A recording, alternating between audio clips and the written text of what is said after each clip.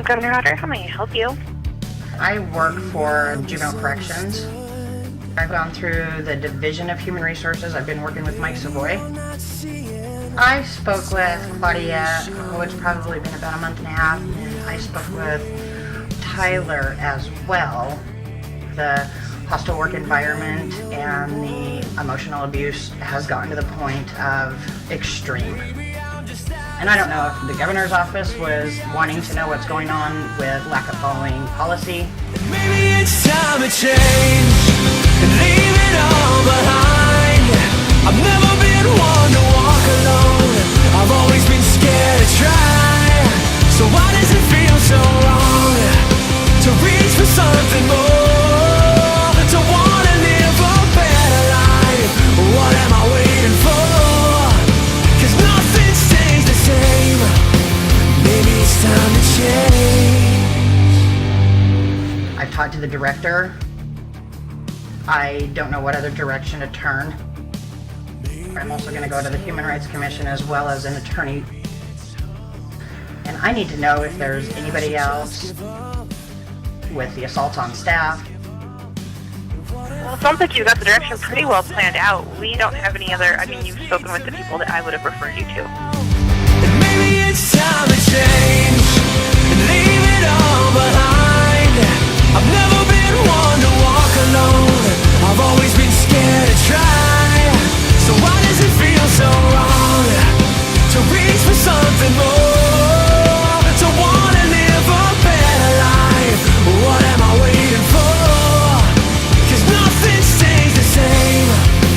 Maybe it's time to change. I'm just trying to make sure that all the bases are covered, and if everybody's just kind of, well, they know, we'll just pass it off, then hopefully nothing else happens. And I'm afraid that there's going to be a severe injury more than brain trauma that we've had before something's done about it. We have concerns about the safety of the juveniles.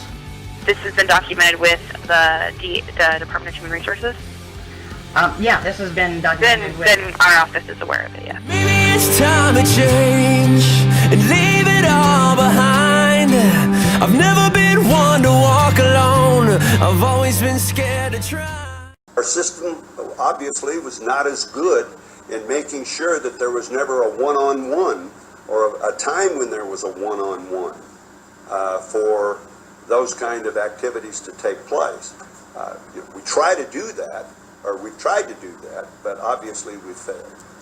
The governor was asked if the buck stops with the director of juvenile corrections, Sharon Herrickfeld, and he was asked directly why she had not been fired. Frankly, a lot of what happened at juvenile corrections, I don't believe was the fault necessarily of the director, so much it was the fault of our processes that we had actually adopted and engaged in. HR, this is Mike. We've looked at everything that you've given us, and there's certainly areas of some concern that we've provided some guidance back to Sharon on. But quite honestly, Rhonda, we haven't seen the big blazing fire yet. I'm taking time away from there because I can't even set foot in there without getting sick to my stomach at this point. So...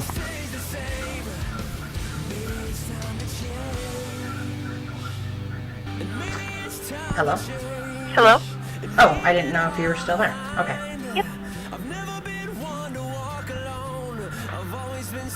So, is that all? If you've told, we don't handle human rights, we don't handle that's what the Division of Human Resources is for. The Governor's Office, Division of Human Resources. So if you've been in contact with them,